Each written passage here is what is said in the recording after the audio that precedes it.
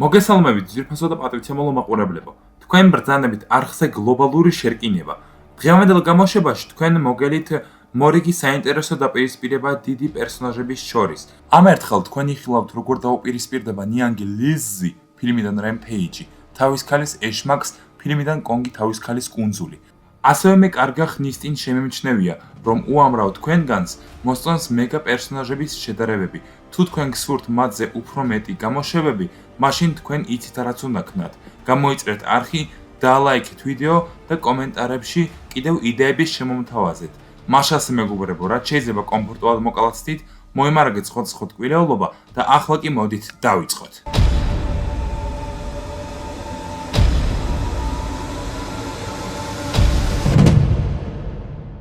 და როგორც ყოველთვის, დასაწყისისთვის მოკლედ ავღწეროთ მოწინააღმდეგეები.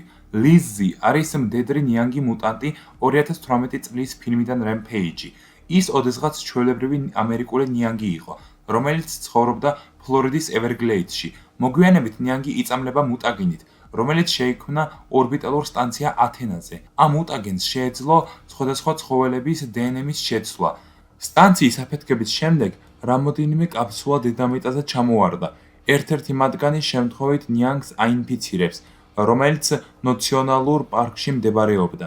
რის შედეგადაც ინფიცირებულმა ინდივიდმა დაიწყო სწრაფი მუტაცია, გახდა უფრო დიდი და ძლიერი. მუტაციის შემდეგ ლიზი უზარმაზარი გახდა და ზურგზე გაუჩნდა გიგანტური ბასრი წვეტების ტყე, ბასრი მტაცებლური კბილები და კუდი, რომელიც ეკლებიან გუთანს შეიცავს, როგორიც ანკილოზავრს ჰქონდა.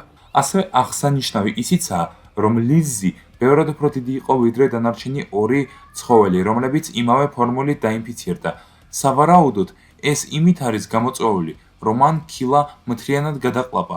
დანარჩენმა ორმა ცხოველმა კი უბრალოდ ქილისაგან გამონაბოლ აირს უყნოსეს და უკან დაიხიეს.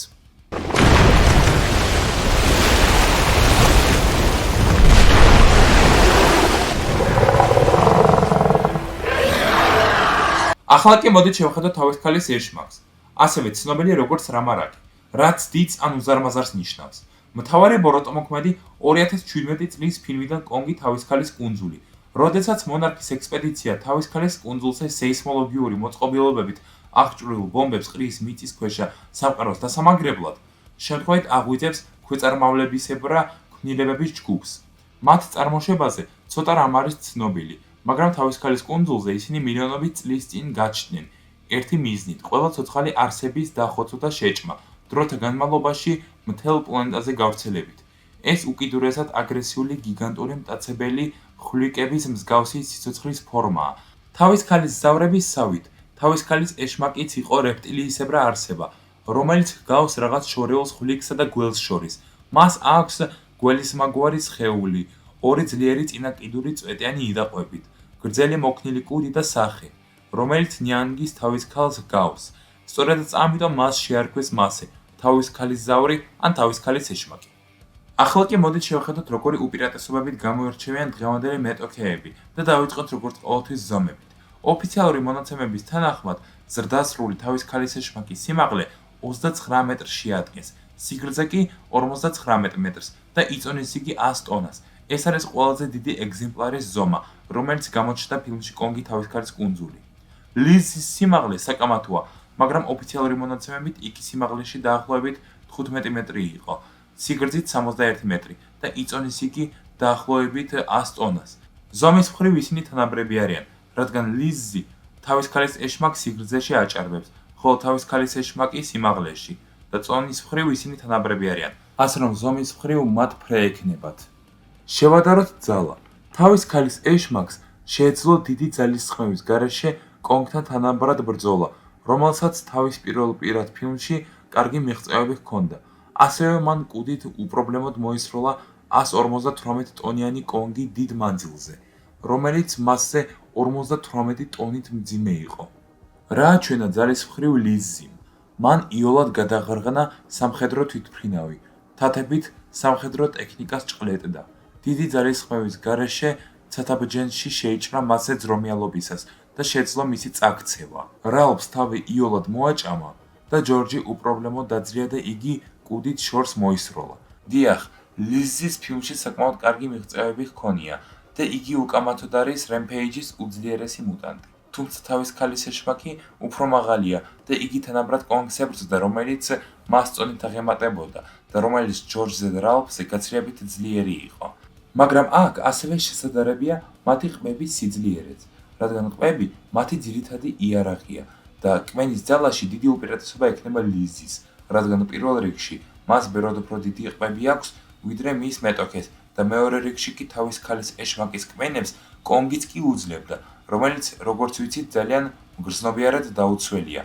რაც შეეხება ნიანგებს, მათ აქვთ უძლიერესი ყბები მთელ პლანეტაზე. მაგალითად ზღვის ნიანგს აქვს უძლიერესი კმენა ყველა თანამედროვე ცხოველს შორის. ლიზი კი ჩვეულებრივი ნიანგი არაა, არამედ უზარმაზარი მუტანტია, ამიტომ მისი კმენის ძალა ბევრად უფრო ძლიერი იქნება. ასე რომ ვფიქრობ, ამ პუნქტში მცირე უპირატესობა ლიზის ექნება, რადგან მისი ყბები თავის ქალის ეშმაკს დიდ საფრთხეს წარმოუდგენს ბრძოლაში. შევადაროთ სიჩქარე და მოქნილობა. თავის ქალის ეშმაკს შეეძლო სირბილი, ხტუნვა და ავლენდა კარგ მანევრულობას და მყისიერად დრეკადული შებრუნებების უნარს კონგთან ბრძოლისას მისი დიდი ზომის მიუხედავად. ეფექტურად იყენებდა თავის ყბებს და კუდს და ჩასაფრებით შეტევებსაც ახორციელებდა. ლიზის შეეძლო სწრაფად ცურვა და ოდნავ აჩქარებაც, სადაბჯენზე ცოცვა და კმენის სწრაფი რეაქცია, რაც კარგად ჩანს მომენტში, სადაც მან სწრაფი სამხედრო თვითმფრინავი გადაკვიჩა. თუმცა საერთო ჯამში ის ნელა მოქმედებდა და არ შეეძლო არც სირბილი და არც ხტომა. ამიტომ ამ პუნქტში აშკარა უპირატესობა თავის ქალის ეშმაკისაკენ იქნება. შევადაროთ სიმტკიცე და გამძლეობა. ორივე მონსტრი უგულებელყოფდა სხვადასხვა ტიპის ცეცხლსასროლი იარაღის სროლებს, მათ შორის აფეთქებებსა და ცეცხლოვან ზემოქმედებებსაც.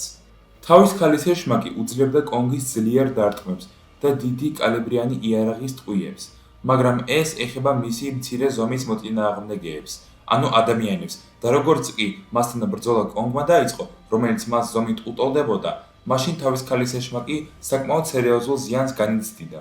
ლიზი კი უძლებდა 2018 წლის მთელი სამხედრო შეიარაღების ძალას, რომელსაც რა თქმა უნდა 1973 წლის შეიარაღება ვერ შეედრება. მის წინააღმდეგ ავიადარტყმებსაც კი იყენებდნენ და ტანკ საწინააღმდეგო ვერტმფრენების ჭურვებს. კალიბრის სასროლზე კი საერთოდ საუბარი არ მაქვს. ასევე მას ჯორჯის და რალფის დარტყმებაც ვერაფერი დააკლეს. დამატებით იგი უვნებელი დარჩა მას შემდეგ, რაც უზარმაზარი ცათაბჯენი ჩამოინგრა. თუ გავაანალიზებთ მათი სიკვდილის პროცესს, თავის ქალის ეშმაკს კონგმა ენა ამოაცალა ორგანოებიანად, რასაც ლიზი ვერანაირად გაიმეორებს, რადგან მას კონგისნაირი ხელები არ აქვს. ლიზის კი ჯორჯი უკნიდან შეახტა და ბასრი რკინის არმატურით თვალი გაუხვრიტა ტვინთან ერთად, რასაც თავის ქალის ეშმაკიც ვერ გაიმეორებს. ამ პუნქტში პატარა უპირატესობა ლიზის ექნება, რადგან მისი ზურგის ეკლების გამო მოწინააღმდეგეს გაუჭირდება მასთან უკან მიპარვა. ლიზი კი იოლად შეძლებს თავის ქალის ეშმაკისათვის ენის მოჭმას, თუ რა თქმა უნდა იგი ამის საშუალებას დაიჭერს. ამიტომ აქ რემპეიჯის ნიანგი ლიდერობს. და დავასრულოთ ინტელექტით. ორივე ცხოველია და ამიტომაც ორივე ინსტინქტებით მოქმედებს. თუმცა აქ ერთი მომენტია. თავის ქალის ეშმაკი თავისი რასის ლიდერია. შეუძლია მახეების წინასწარ დანახვა და მათგან თავის არიდება. მაგალითად, მან საფრთხე იგრძნო, როდესაც კაპიტან ერლ კოულმა გადაწყვიტა მისი აფეთქება. თავის ქალის ეშმაკმა იგი არ გადაყლაპა, არამედ კუდით გაისროლა, რითაც ამ პერსონაჟმა დაემსახურა ადგილი ტოპში ყველაზე უაზრო სიკვდილები ფილმებში. დამატებით იგი გარკვეულ სტრატეგიას იყენებდა კონგთან ბრძოლისას. რაც შეეხება ლიზის, იგი უბრალოდ მიყვებოდა მოწვევის სიგნალს და ყველაფერს ანადგურებდა, რაც მას გზად გადაიღობებოდა. დამატებით მისი ყურადღება ადვილად იფანტება. დიახ, როდესაც თავის ქალის ეშმაკი სისხლის სურნელს გრძნობს, იგი საერთოდ კარგავს აზროვნების უნარს და ცდილობს მოწინააღმდეგეს შეუტიოს ნებისმიერი მეთოდებით. მაგრამ მაინც ნიანგ მუტანტთან შედარებით, იგი გაცილებით უფრო ჭკვიანურად მოქმედებდა და ასევე მას აქვს უზარმაზარი უპირატესობა გამოცდილებაში და შეიძლება ითქვას ისიც, რომ თავის ქალის ეშმაკს ინტელექტი ჭკვიანური ცხოველის დონეზე აქვს და ლიზის გამძვინარებული ცხოველის დონეზე. ამიტომ ინტელექტის მხრივ აშკარა უპირატესობა აქვს თავის ქალის ეშმაკს. მაშა ასე მეგობრებო, შედეგის მიხედვით გამარჯვებული გამოდის თავის ქალის ეშმაკი. თუმცა როგორც ჩვენ უკვე ვიცით, ჩემი არხის წესით ეს ინფორმაცია არ იქნება საკმარისი საბოლოო განაჩენისათვის. ამიტომ მოდით შევხედოთ, როგორი შანსები აქვთ მოწინააღმდეგეებს ერთმანეთის ზიანის მისაყენებლად. ლიზის მტკიცე დაცული ტყავისა და მისი მცველი ქედების გამო თავის ქალის ეშმაკის თავდასხმები იქნება არაეფექტური. მაშინ როცა ლიზის ძლიერი ყბები აქვს და როგორც უკვე ვიცით, ახალგაზრდა თავის ქალის ზავრებს, კონგიც კისერს უგრეხდა. შეძლებს თუ არა ლიზი მსგავსი რამის გამეორებას თავის ქალის ეშმაკთან? მისი ძლიერი ყბების გათვალისწინებით, დარწმუნებულად შეიძლება იმის თქმა, რომ მას ამის კარგი შანსი აქვს. თუ ჯამში გლობალურად შევაფასებთ ამ ბრძოლას, რადგან ლიზის აქვს სხვადასხვა გამარჯვების ვარიანტები, მაშინაც კი, თუ ისინი შორს მჭვრეტელები არიან. მაგალითად, თუ იგი თავისი ყბებით მოწინააღმდეგეს კისერს მოუგრეხს, ან ენას ამოაცლის. თავის ქალის ეშმაკს კი შეუძლია მაქსიმუმ დომინაცია მოახდინოს სიმაღლით, სიჩქარეთა და ინტელექტით. მაგრამ ლიზის ზიანს იგი ვერანაირად მიაყენებს, ამიტომ ექსტრემალური სირთულით იმარჯვებს ლიზი.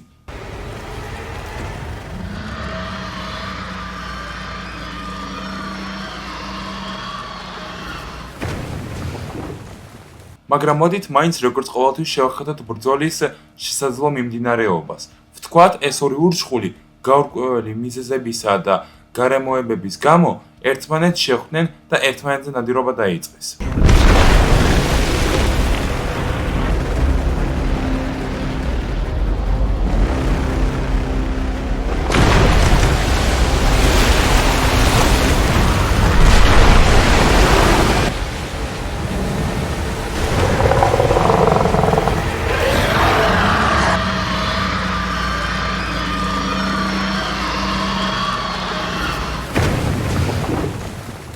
პირველი ბუნებრივად შეუტევს თავის ქალის ეშმაკი და ლიზი მტრის მოახლოების შემჩნევისას მას თავისი ძლიერი კუდით შეხვდებოდა, რომლითაც იგი რამარაკს უკან გადააგდებდა. თუმცა იგი სწრაფად აზრზე მოსვლისას მეტოქეს ისევ შეახტებოდა და დაიწყებოდა ახლო ბრძოლა. ორივე შეეცდებოდა ერთმანეთისათვის სუსტ ადგილებზე კვენას. ლიზის დაუცველი ადგილები თვალები და ლაყუჩები იყო, თუმცა მეორე არაა ზუსტად საჭირო ადგილი, რადგან იგი აზრზე სწრაფად მოვიდა გრანატების აფეთქების შემდეგ. და აი თუ უკვე ლიზი სტაცებს თავისი ყბებით თავის ქალის ეშმაკს, მაშინ მას მთლად შეუძლია იგი ან მოისროლოს, ან რამე მოაჭამოს. თუმცა თავის ქალის ეშმაკი მოქნილია და ნაკლებად საბარაუდოა, რომ იგი ლიზის ასე იოლად მისცემს კვენის საშუალებას და მანევრის განხორციელებისას ნიანგ მუტანტს თავს უკნიდან დაესხმება. თუმცა თავდასხმის პროცესში მას ხელს ძალიან შეუშლის ლიზის ეკლებიანი ზურგი, რომლისგანაც ჩონჩხის ხვლიკმა ადგილობრივ შეიძლება ჭრილობებიც მიიღოს. თუ რამარაკი როგორმე მოახერხებს კუდის გამოყენებას და ლიზის ხრჩობით დაჭერას, მაშინ ნიანგის ყოველი მკვეთრი მოძრაობა მას ზიანს მიაყენებს და ხვლიკი უბრალოდ ამ დაჭერას დიდი ხნით ვერ გააგრძელებს. და აქ ჩნდება კითხვა, წავა თუ არა თავის ქალის ეშმაკი კიდევ ერთ გაბედულ რისკზე ლიზის საციგვილო ყბების წინააღმდეგ და შეძლებს თუ არა მის ამოყირავებას გამოსაფაშვად. ასეთი ვარიანტი მთლად შესაძლოა. თავის ქალის ეშმაკი სულელი არაა. ლიზის შემდეგი შეტევისას მას შეუძლია კუდის დარტყმით მისი ნოკდაუნში გაგზავნა. თუ ეს ჯორჯს მოუხერხდა, მაშინ თავის ქალის ეშმაკს მით უმეტეს. თუმცა აქაც არის ერთი მომენტი. ლიზის შეუძლია ამ მომენტში თავის ქალის ეშმაკის კუდი დაიჭიროს და იგი მოაკმიჩოს. როგორც უკვე მithქვამს, მისი ყბები თავის ქალის ეშმაკისათვის დიდ საფრთხეს წარმოადგენს ბრძოლაში, რომელმაც შეიძლება მისი სრული დამარცხება გამოიწვიოს და თავის ქალის ეშმაკი ვერ შეძლებს გამუდმებით თავი არიდოს ლიზის ყბებს და ადრე თუ გვიან ნიანგი მას მაინც დაიჭერს. ასევე გაუგებარია, შეძლებს თუ არა თავის ქალის ეშმაკი ლიზისთვის მუცლის გამოფაშვას, იმის გათვალისწინებით, რომ რემპეიჯის ნიანგს რეგენერაცია აქვს. დამატებით, იგი ვერ გაიმეორებს იმას, რაც ჯორჯს მოუხერხდა. მაშასე შედეგი. ჩემი აზრით, ლიზის უფრო მეტი შანსი აქვს გამარჯვებისთვის. შეიძლება უამრავი თქვენგანი იტყვის, რომ თავის ქალის ეშმაკი უფრო ჭკვიანია და მას თითქმის მოუხერხდა კონგის დამარცხება. დიახ, მე ვაღიარებ, რომ იგი უფრო ჭკვიანია, მაგრამ როგორც კი იგი სისხლის სურნელს გრძნობს, მაშინ იგი საერთოდ კარგავს აზროვნების უნარს და ცდილობს თავის მეტოქეს შეუტიოს ნებისმიერი მეთოდებით. რაც შეეხება მის ბრძოლას კონგთან, მაიმუნმა მაგ მომენტში მიიღო სერიოზული ზიანი ცეცხლისაგან და მეორე რაუნდში იგი შემთხვევით ჯაჭვებში აიხლარდა. თუ კონგი და თავის ქალის ეშმაკი ერთმანეთს რეალურად დაუპირისპირდებოდნენ, მაშინ პირველი უპირობოდ გაიმარჯვებდა.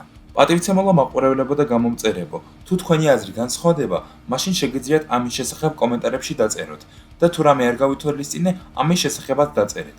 ასევე შეგიძლიათ შემოვთავაზოთ კიდევ იდეები შედარებებისათვის კომენტარებში. მაშასე მეგობრებო, ამერთხელ მე თქვენ გემშვიდობებით, ყველას წარმატებები და კარგად ბრძანებოდეთ.